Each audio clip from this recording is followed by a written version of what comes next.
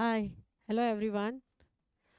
Welcome back to philosophy class in LNT College. Myself Sandhya Kumari.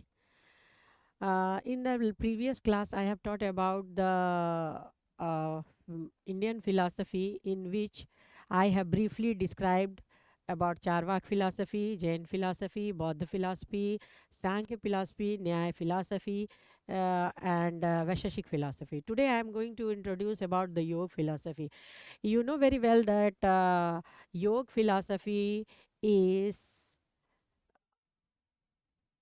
started by Patanjali, a sheikh, and nowadays yoga has become day by day very popular, not only in India but also abroad.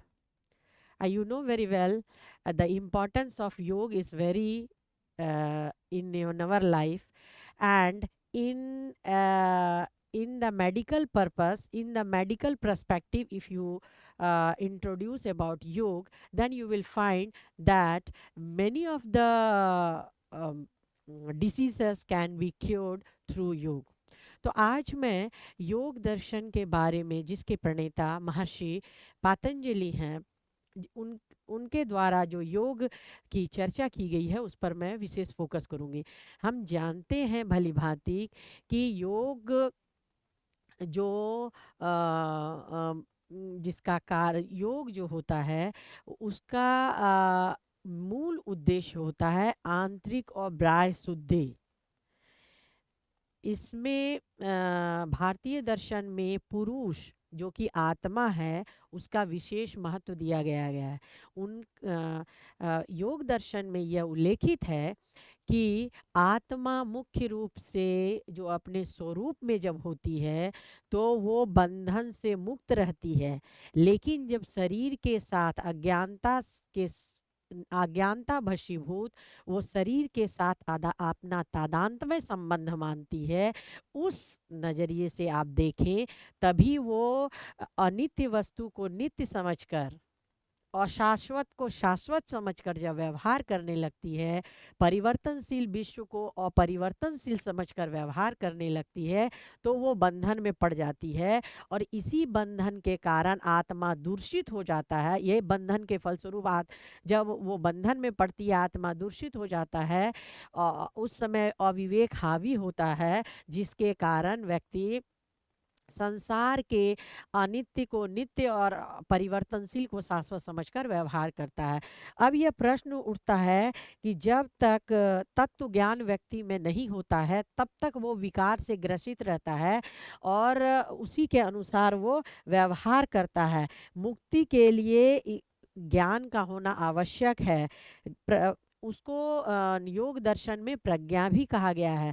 प्रज्ञा का अर्थ है आत्मा दृष्टि से, आत्मा की जो स्वरूप है उस दृष्टि से वस्तु को देखिए, नित्यता और अनित्यता में भेद समझिए, और तभी आप अपने चित्त को आंतरिक और बाह्य रूप से शुद्ध निर्मल कर पाएंगे, और तभी आप मोक्ष के लिए प्रयत्नशील रहेंगे। योग दर्शन को मुख्यतः उसका जो अष्टांगिक मार्ग है, 8 रास्ते हैं जो दिखाए गए हैं कि किस प्रकार उस पर चलकर एक व्यक्ति जन्म जन्मांतर से मुक्त हो सकता है, इसके संबंध में योग दर्शन में विस्तृत चर्चा की गई है। अब हम यहाँ पर देखेंगे किस प्रकार पातंजलि महोदय ने योग के 8 मार्गों का उल्लेख किया है। यम, नियम, आसन, प्राणायाम, प्रत्याहार, धारणा, ध्यान, समाधि। अब हम एक एक करके इस पर विस्तृत चर्चा करेंगे। ये योग को प्रथम अष्टांगिक मार्ग माना गया है। इसका उद्देश्य रहता है आंतरिक और बाह्य दोनों प्रकार से शुद्धि, internal and external, internal plus external, आंतरिक और बाह्य दोनों रूप से शुद्ध होना। जब ये प्रथम मार्ग है, यानी ये 8 जो मार्ग बताए गए हैं, एक एक सीढ़ी है जो मोक्ष के लिए आगे बढ़ता है। प्रथम मार्ग ये है यम। इसमें इंटरनल और एक्सटर्नल तो शुद्धि होती है, और इसमें क्या होता है कि हमारे इंद्रियों को संयम की एक क्रिया की ओर ले जाना, यही यम कहलाता है। इसके 5 पार्ट हैं। इसके 5 पार्ट हैं। पहला है अहिंसा। अहिंसा,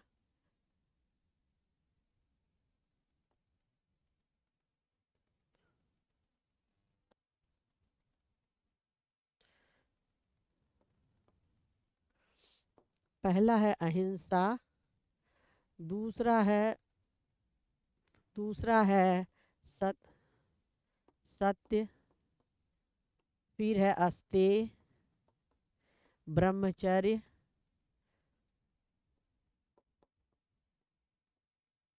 ब्रह्म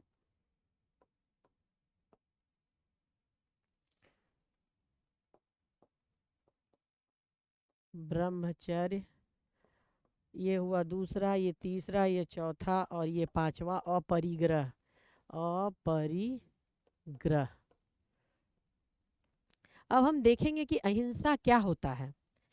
ये पहला मार्ग है। इसमें यह कहा गया है कि जीव को किसी भी रूप से उसकी प्राण क्षति नहीं करना है।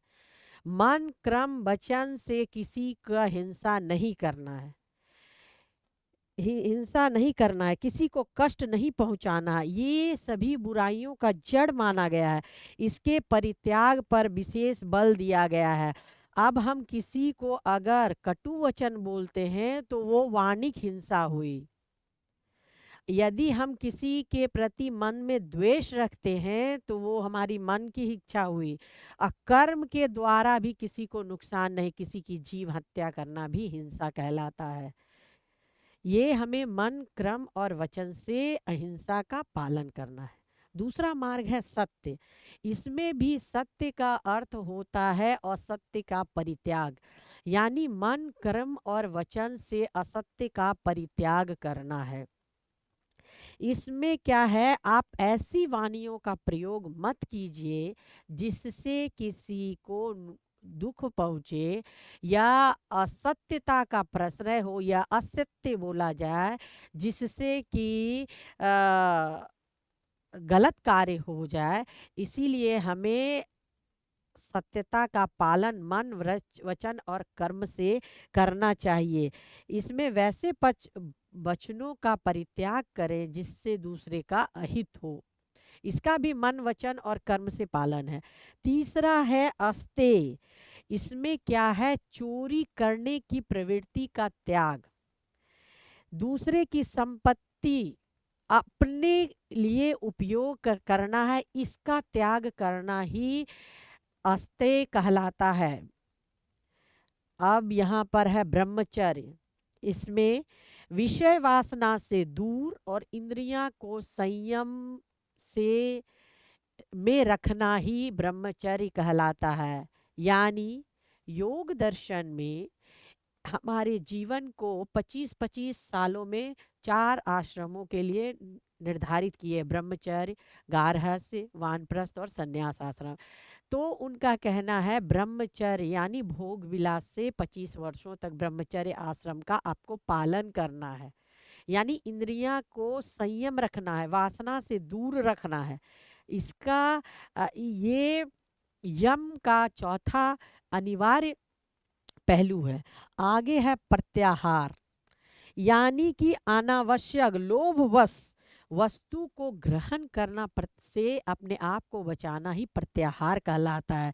मन को सुदृढ़ बनाने के लिए इन सभी पांचों का पालन करना आवश्यक है।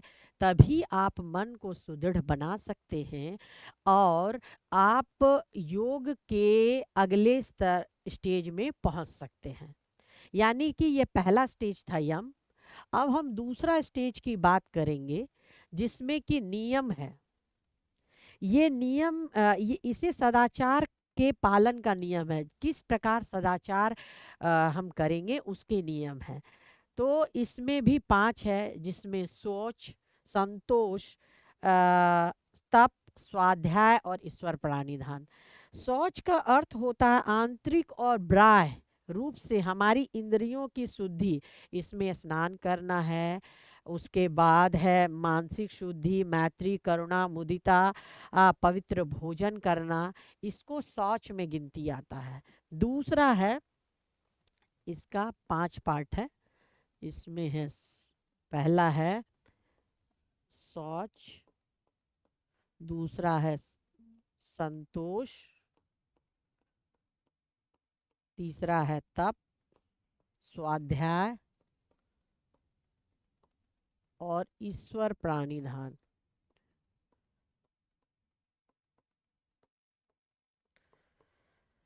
इसमें इसमें क्या करना है, ये पूरा इसी के पार्ट है। इसमें है आपको अपना आंतरिक और बाह्य शुद्धि को शौच कहते हैं, पवित्र स्नान, मानसिक शुद्धि शुद्धि मैत्री, करुणा, मुदिता, ये सभी लक्षण अपने अंदर जनरेट करना है। दूसरा है मतलब संतोष। उचित प्रयासों से जो कुछ भी आपको प्राप्त हो रहा है उस पर संतोष कीजिए। शरीर को अत्यंत आवश्यकता से अधिक अपने आप को उसके लिए आतुर मत कीजिए, इसको संतोष बोलते हैं। तप, सर्दी गर्मी सहन करने की शक्ति को तप कहते हैं। इससे शरीर में स्टेमिना आता है और थोड़ा मन सशक्त होता है, उसमें संकल्प की भाव आती है।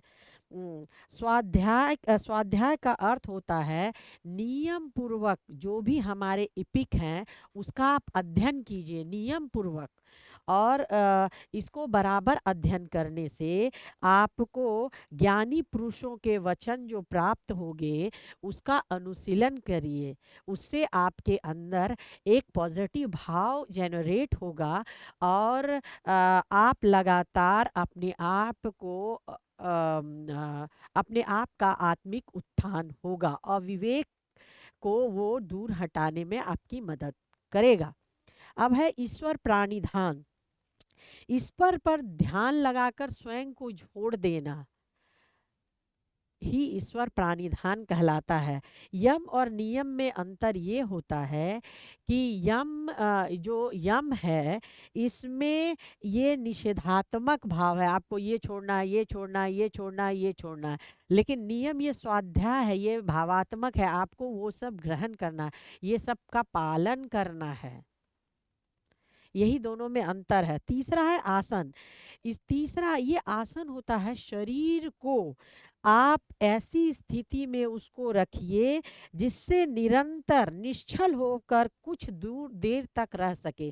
मगर लगातार आप आसन में बैठते हैं तो शरीर को उस योग बनाइए कि लगातार आप वो स्थिति में वो कार्य कर सके। यह चित्त और शरीर दोनों को स्थिर करता है। शरीर को कष्ट से बचाने के लिए आसन को अपनाते हैं और ध्यान की अवस्था में शारीरिक कष्ट से व्यवधान उत्पन्न ना हो। आसन भी कई प्रकार के होते हैं जिसका आपको योग्य गुरु से शिक्षा लेना चाहिए, और जब आसन अपनाते हैं तो उसका योग्य गुरु जो निर्देश देते हैं उसका मनोयोग से आप पालन करिए। इसमें क्या होगा, आपके शरीर में एकाग्रता आएगा, आपका शरीर निरोग होगा और आपके अंदर लगातार पॉजिटिव एनर्जी जनरेट होगी। इसमें शरीर सभी व्याधियों से मुक्त होगा। अगला है प्राणायाम। इसमें जो हम श्वास लेने की प्रक्रिया होती है उसको नियंत्रित करने की अवस्था को प्राणायाम कहते हैं। इसमें भी 3 तरह के होते हैं, एक पूरक, कुंभक और रेचक। पूरक होता है गहरी सांस आप लीजिए। कुंभक होता है थोड़ा देर तक जो आपने सांस लिया है उसको रोकिए। और तीसरा है रेचक, वो फिर उस सांस को आपने जो लिया है उसको आप छोड़िए। इसको ये निरंतर प्राणायाम जो होता है वो निरंतर अभ्यास का चीज है, और इसको अभ्यास करने के लिए योग्य गुरु का होना आवश्यक है। उसी गुरु के निर्देश पर, उसी गुरु के आप संरक्षण में एक योग्य गुरु के संरक्षण में आप इसको लगातार प्रयास कर सकते हैं। और चिकित्सा, आधुनिक चिकित्सा विज्ञान में भी इसका उपयोग किया गया है, जो मोस्टली अभी हम जो देखते हैं श्वास लेने की संबंधित बीमारी का इसमें इलाज हो रहा है, जिसमें कि प्राणायाम एक अहम भूमिका निभाता है। यह मन और शरीर दोनों को दृढ़ करता है और इस समाधि में जाने की अवस्था के लिए ये अत्यंत ही आवश्यक है। अब अगला है प्रत्याहार, यानी ये इंद्रियों को अपने विषय से हटाकर मन के वश में करना। हम देखते हैं कि हमारा मन इतना विचलित होता है, इंद्रियां उसको चाहिए, उसको चाहिए, उसको चाहिए, उसका मतलब हर चीज उसको चाहिए। तो ये जो संसारिक वस्तुएं हैं उसी के प्रति हमारा मन जो भागता है, उसको वहां से हटाकर हम अपने वश में करेंगे, इसीलिए प्रत्याहार कहा गया है। यानी कि जब इंद्रियां पूर्णतः मन के वश में होगी और स्वाभाविक विषय से हटकर वो मन में ध्यान केंद्रित करेगी, तभी वो सांसारिक वस्तुओं से अलग हो सकती है। सांसारिक वस्तुएं जो अनित्य और क्षणिक होती है, उसमें एक विषयों के प्रति जो हमें ले जाती है, वो विषयों से हमें विलग करने की प्रवृत्ति ही प्रत्याहार में करने के लिए ही प्रत्याहार हमें तैयार करती है। यह अत्यंत कठिन होता है लेकिन असंभव नहीं। इसके लिए हमें दृढ़ संकल्प के साथ एवं इंद्रियां निग्रह की आवश्यकता होती है, क्योंकि विषय जो होती है, सांसारिक वस्तु जो होती है, उसमें इतना मोह माया होता है कि अनावश्यक ही हमारा इंद्रियां उसकी ओर चला जाता है। तो हमें अपनी इंद्रियों को उसके बस से हटाकर अपने वश में करना है और उसको अपने आत्मिक स्वरूप को पहचानने के लिए ये जरूरी है कि संसार के अनित्य वस्तुओं को वो अनित्य समझे। इसके लिए प्रत्याहार जरूरी है, मन पर संयम जरूरी है, कठोर संकल्प आवश्यक है। अब अगला है धारणा। धारणा ये क्या होता है? ये अभिष्ट जो मतलब एक अभिष्ट विषय आप चुन लीजिए, उसके प्रति निरंतर अपने आप को केंद्रित करना ही धारणा कहलाता है। यह विषय पदार्थ भी हो सकता है और शरीर भी हो सकता है। मतलब आप जिस विषय के प्रति अपने आप को केंद्रित करते हैं, वो कोई पदार्थ भी हो सकता है या अपना शरीर का कोई भाग ही हो सकता है। ये आंतरिक अनुशीलन का एक सोपान है। इसमें चित्त किसी वस्तु पर केंद्रित होता है। इस अवस्था को प्राप्त करने के बाद, इस अवस्था में आने के बाद जो साधक होता है ध्यान के योग्य हो जाता है। यहाँ पर ये बात अहम होता है कि जब हम धारणा की बात करते हैं तो वहाँ पर देखते हैं कि कोई अपने ध्यान में अपने भाव को केंद्रित कर कर ध्यान करता है, या कोई ऑब्जेक्ट या दीपक जला लेता है, उस पर करता है धारणा। और तो उसको वो केंद्रित करके अपने आप, मतलब मन जो हमारा इंद्रियां जो इधर उधर भागती है, मन के वशीभूत होकर एक सेंटर में वो केंद्रित करता है। यही धारणा की अहम पहलू है। अब हम ध्यान को देखेंगे। आप निरंतर मन जो इधर उधर भटक रहा है, निरंतर आप प्रयास करके एक जगह पर केंद्रित करके उसका जब निरंतर आप ध्यान करने लगेंगे, देखिए धारणा में ऑब्जेक्ट रहता और ध्यान में उस ऑब्जेक्ट में उसके प्रति केंद्रीकरण हो जाता है। लगातार उसमें एक प्रक्रिया चलते रहती है जिसके विषय को लेकर के वो स्पष्ट ज्ञान का अनुभव होता है। यहाँ पर उसको जो ज्ञान की पहली प्रक्रिया है उसमें आंशिक बोध होता है। इसके बाद वो लगातार ध्यान ध्यान के द्वारा संपूर्ण चित्त का ज्ञान हो जाता है और उस वस्तु के वास्तविक स्वरूप को वो वास्तविक स्वरूप को समझने लगता है। योग में मन ध्यान के द्वारा ध्येय वस्तु के यथार्थ स्वरूप को वो प्रकट कर लेता है। अब आया ध्यान के बाद समाधि की स्थिति। ध्यान यह एक अवस्था है जिसमें चित्त जो ध्येय वस्तु है, यानी कि सेंटर जो है, इसमें वो लीन हो जाता है। मान लिया आपने सेंटर में ओम बनाया है तो निरंतर प्रयास करने के बाद वो उसमें लीन हो जाता है और इसमें उसको अपनी चित्त का ज्ञान नहीं रहता है। और ये अवस्था में ध्येय विषय और ध्यान की क्रिया अलग अलग प्रतीत होती है और ध्यान जब हम ध्यान में रहते हैं तो कभी कभी हमारा मन इधर उधर भी हो जाता है, और ध्येय में क्या होता है वो नहीं होता है, सेंट्रलाइज हो जाता है। और इस अवस्था में वो निरंतर उसी जो केंद्र बिंदु रहती है उसी में वो निमग्न रहता है। यह अवस्था को प्राप्त कर लेने के बाद चित्तवृत्ति वृत्ति का निरोध हो जाता है, और साधन के लिए, साधन के रूप में एक महत्वपूर्ण साधन के रूप में इसे योग दर्शन में स्वीकार किया गया है। इस प्रकार हमने देखा है कि 8 योग है, जिसमें इसको अंतरंग योग कहते हैं और इसको बहिरंग योग कहते हैं। ये अंतरंग है, ये बहिरंग है। ये अंतरंग सॉरी, ये बहिरंग है और ये अंतरंग है। अम, अम, अंतरंग है। यहाँ तक हम बहिरंग में ही लाते हैं, ये भी बहिरंग ही है। यहाँ से ये अंतरंग में आता है, अंतरंग में आता है। योग दर्शन के पालन से चित्त का विकार नष्ट होता है और आत्मा यथार्थ स्वरूप को पहचान लेती है और मुक्ति के लिए मार्ग प्रशस्त हो जाता है। अब हम देखेंगे लास्ट जो है समाधि, इसमें भी दो प्रकार का माना गया है। एक संप्रज्ञात समाधि और दूसरा है असंप्रज्ञात समाधि। संप्रज्ञात और दूसरा है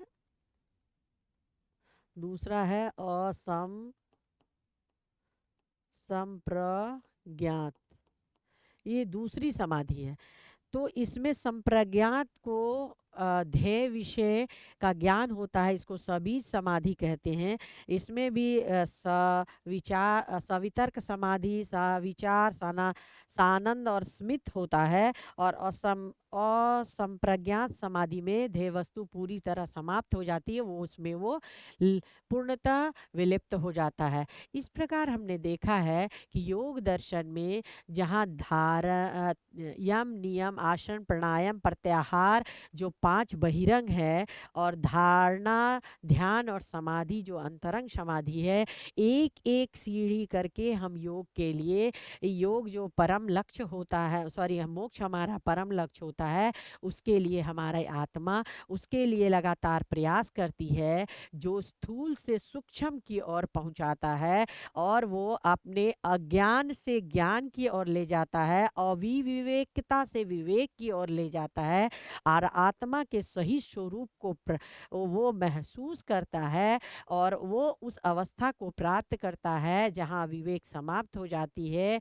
आत्मा स्वविवेकी हो जाता है, विवेक पूर्ण हो जाता है। स्वविवेकी तो रहता ही है, वो स्वप्रकाशित हो जाता है, और मोक्ष के लिए वो आवश्यक होता है वो समाधि की असंप्रज्ञात अवस्था, जिसको कि अहम ब्रह्मास्मि आपने शंकर के दर्शन में पढ़ा है, उस अवस्था तक वो पहुंच जाता है। तो योग दर्शन में जो पातंजलि ने विवेचना किया है, वो एक विस्तृत विवेचना किया है, जो एक एक स्टेज पहुंचकर वो अंतिम तक पहुंचता है। इस प्रकार योग दर्शन का जो अष्टांगिक मार्ग है वो बहुत ही महत्वपूर्ण है। और ये एक योगी के लिए एक ऐसा मार्ग बताया गया है जो जन्म मरण से मुक्ति प्राप्त कर सकता है। धन्यवाद।